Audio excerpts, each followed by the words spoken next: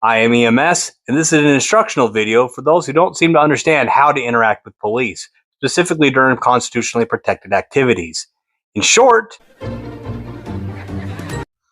now a lot of you are obsessed with all the recent ICE interactions and seem to have a horribly misinformed view on how you must interact with any and all law enforcement.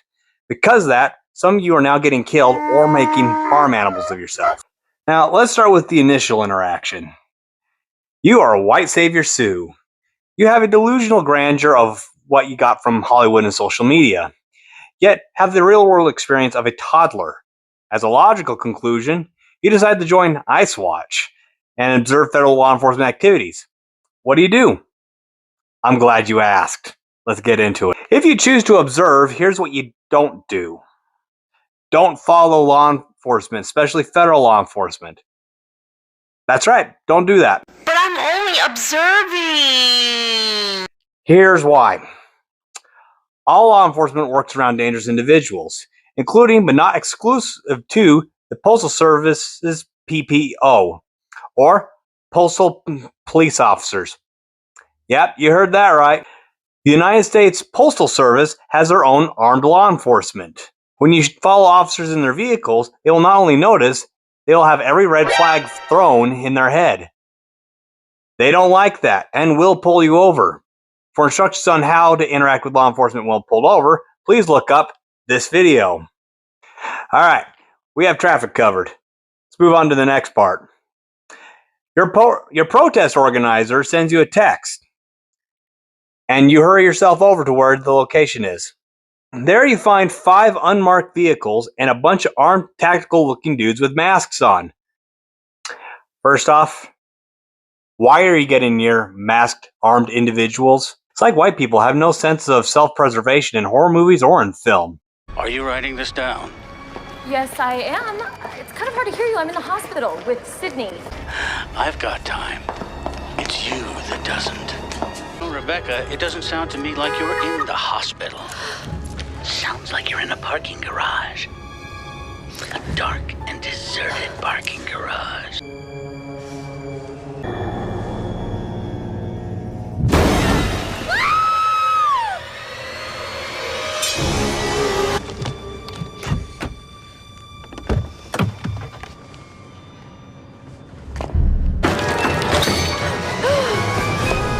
I digress. Now, you have every right to film in public. So to all you conservatives that say you can't film in public, according to the Supreme Court, that is First Amendment protected. When you're in an area with no expectation of privacy, people can film you if they want. And liberals, that applies to you too. Swatting cameras away is considered assault and the victim can press charges. Don't do that. Moving on. While you can film police activity and scream every political buzzword in your vocabulary, you cannot interfere while they are in the course of their duty. That is obstruction and is at least a misdemeanor and can go up to a felony if you make physical contact. It will be a felony regardless with federal law enforcement. And when convicted, the following will happen. Obstructing is interfering with any police activity such as blocking access, attacking police officers in the line of duty, damaging police vehicles, helping suspects flee, destroying evidence, providing warning to potential suspects, and more. So when protesting or observing, whatever you call it, it is in your best interest to stay out of the way. Let them do their thing. Don't warn anyone that they might be after, and I cannot stress this enough. Be peaceful. Throwing things at them, pushing them, and getting in their faces is not considered peaceful. Now, you can yell at the officers all you want and demand answers to your questions, however important you think they are. Here's the thing. You are not their boss. You have no authority over them. You can ask them to show warrants, but that doesn't mean they have to show them to you, especially if they're not entering your private property. Even if they are, don't fight with them. That will work against you. Here's something to remember. Fight cops in the courtroom and not the streets. Now, why would you ask? Because that is the only place where you have the advantage. If you keep demanding and they don't do anything, just let it go, let it go. Otherwise, you look like this to them.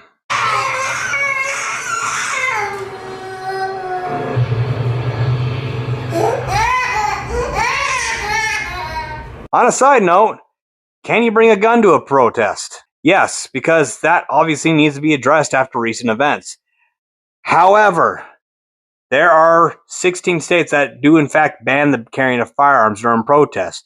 You can look that up right here. Now, I'm not saying that it's right. So stop beating your keyboard, Tactical Tommy. Take it up with the states and not me. I'm not God. There's nothing I can do about it. You can carry a weapon outside the home with you due to recent Supreme Court rulings. However, you still have to follow state laws until more of those laws are struck down. When interacting with police, it is imperative you follow the local laws, as some require you to inform law enforcement if you are carrying a weapon. Unless you're open carrying, then it's pretty obvious. Why are you doing that? Just why are you doing that? Stop doing that. If an officer detains you, yes, you can ask why, and they will answer. It is likely they will disarm you until you are released. If you are arrested, don't expect to get it back. We'll get there. When you are free to go, you'll get back any seized property. Even during detention or arrest, do not fight with cops. In case you need a reminder, in CCW classes, they should tell you to comply and obey their orders. If they don't, get your money back. Listen to their instructions and go through the legal process. Fighting them will catch you an obstruction charge and might get you shot. Why? Because there's tons of body cam videos of officers getting shot while trying to arrest an individual and they not complying. Any sudden movements or movement towards where the gun is or where they think it is, you can and will get shot. And you will lose. Chances are high that the shoot will be considered justified. Again, law enforcement shooting laws are vastly different from civilian ones because the expectations are much different. The easiest explanation?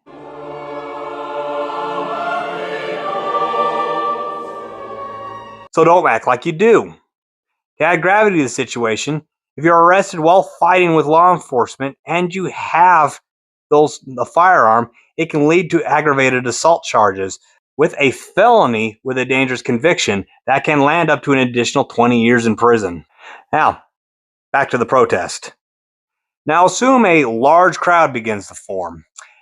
Do not escalate anything. It is very easy for things to become volatile in large crowds. Agitators, whether on your side or not, will take advantage of the herd trait that is in every single human being. Again, as long as you're not interfering with cops, they can't legally do anything. Do not block roads, though. You'll either A, piss off any people who are not part of your cause or don't even care about it to begin with, or B, you're going to obstruct law enforcement and get charged. This also prevents emergency services like ambulances and the fire department from getting to where there may be other emergencies. And when you block off the street, well, that's dangerous.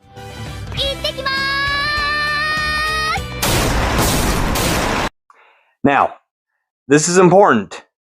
If the cops do shoot someone, do not, under any circumstances, approach them. Even if you have medical training, like myself, they do not know you and are not going to risk escalating things further. Cops will render aid to whoever they shoot after the shooting. You swarming them will do one of two things. It delays life-saving care and prevents any EMS personnel from entering the scene safely to get them to the hospital, because EMS will not enter the scene unless it is deemed safe. Now, cops have TCCC training and have a basic understanding on how to help those they have shot. When you swarm them, they now see you as a potential threat because someone may have malicious intent against the cops or the victim, and they will use the crowd to get close. This also puts you in danger if the malicious actor is next to you. You will probably get shot by accident.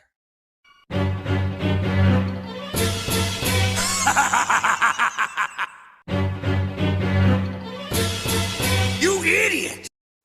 Now, it is in your best interest, if you see a crowd forming or if one forms around you, to just leave. It is a greater risk to you, and there's only so many t-shirts in the world to get you memorialized. But assume you start to stay despite your best interests. Well, we have to talk about when things escalate because some men just want to watch the world burn. Now, we are going to start talking about riots. At this point, everything is going to devolve. Your best interest, and I cannot stress this enough, is to leave. The possibility of death or great bodily injury is now high. But you know you're the main character and have extensive plot armor. So against all common sense, you stay. Buckle up, because this ride is about to get bumpy. So we'll have to circle around.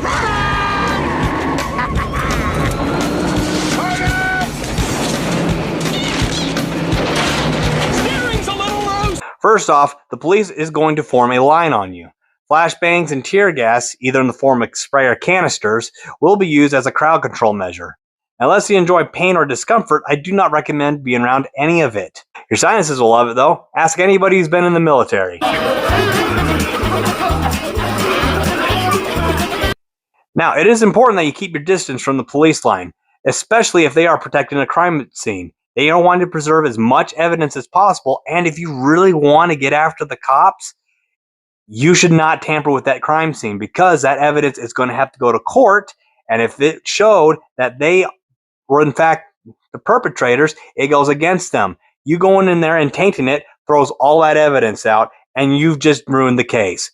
If you get anywhere near that crime scene, you will get arrested and charged if that's the case. Now, let's say you're just following the crowd elsewhere, and you walk past the cops chanting, "Free, free, Atropia, free, free, Atropia."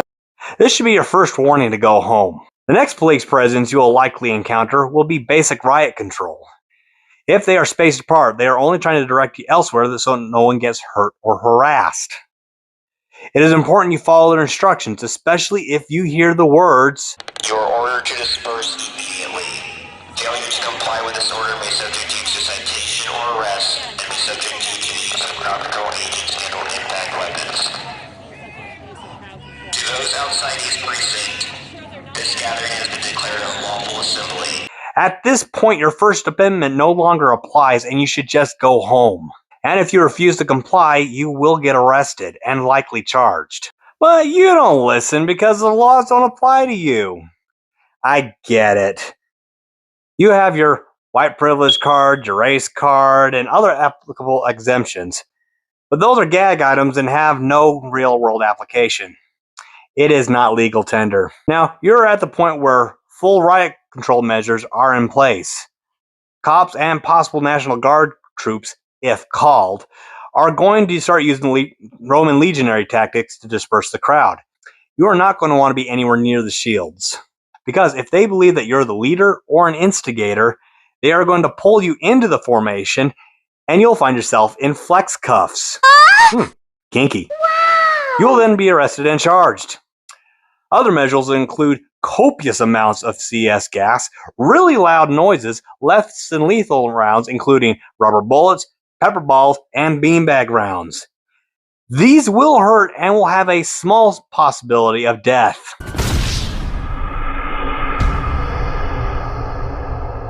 If you are arrested, do not fight the cops. What? I thought we communicated! Well, at this point, we are long past that. You are getting arrested. You can still get released, but anticipate going to jail and being given a court date. This will not be a fun experience, and going to court is going to really limit your life, and it sucks. As soon as your protest evolves into a riot, you need to leave. Shootings can still happen in riots, whether the shooter is firing into the crowd or at the cops, and you can get hit by bullets, and those hurt. When this happens, most people are going to stampede, and you are likely going to get trampled. Now, I can go into this in a different video. Just leave it in the comments below, and I can address that at a future date. But just know that the risks are there, and the threat of death or great bodily injury are incredibly high. During the October 1st Las Vegas shooting, most of the deaths and injuries actually came from people being trampled, and not from the shooter.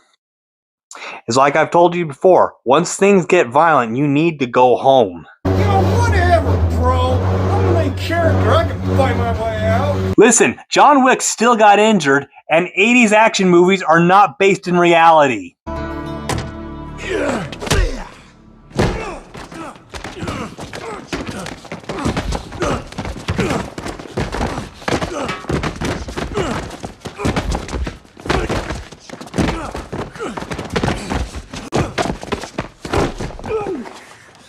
It is important to note that during these events, so long as you choose to stay, do not pick up anything that is thrown at you. You do not know the difference between tear gas canister, flashbang, or any dispersal or explosive device. If you feel like testing your luck, you can pick it up, but keep in mind you might lose some fingers or at the very least have a very numb hand for possibly days. You will then see cops at the hospital. But do not under any circumstances throw anything at the cops. You will see agitators throwing bricks, Molotov cocktails, or any other riot control munitions that are thrown your way. If you haven't figured this out by now, you need to leave. This is God's sign to go home. You should especially stay away from anybody who has anything that's on fire. Molotov cocktails have some kind of flammable liquid inside of them, and if they should break and catch fire, it's likely you're going to catch fire too. Catching fire will put you at risk of second and third degree burns. And because of that, you can also die from hypothermia because your care is going to be limited, especially if this happens during the middle of winter. You can even have this happen during summer. It's not worth it. And because the area is volatile, ambulances will not be entering the scene until the cops regain control. Riots have an extreme risk to life and limb. It is very important for you to just avoid it at any cost. If this happens outside your home, you should stay inside unless you are in an immediate threat of death or bodily injury. And at that point, use as much judicial precaution to get away from the area and keep yourself and your family safe. In conclusion, the First Amendment protects the right of the people to peacefully assemble. Now, nowhere does it say protest, though it is implied. Law enforcement is expected to protect those rights, but you cannot do so if you do not listen to their instructions. If you think any of your rights have been violated, it is best that you find a lawyer and contend that in court. Again, and I cannot stress this enough, following these instructions will spare you a lot of trouble, or at least minimize it depending on how delusional you are. Now you are equipped with a basic knowledge of how to exercise your First Amendment while interacting with police. Thank you for watching to the end of the video. If you like this video, please share it. Follow me on YouTube and Instagram. Comment below and debate respectfully amongst yourselves anything you think I missed or things you can add that could actually help enlighten everybody else. If there's anything else you'd like me to talk about, or if there's any other videos you'd like to see, please also leave that in the comments below, and I'll consider making that into future videos. Remember, we learn together by working together. You guys stay safe out there.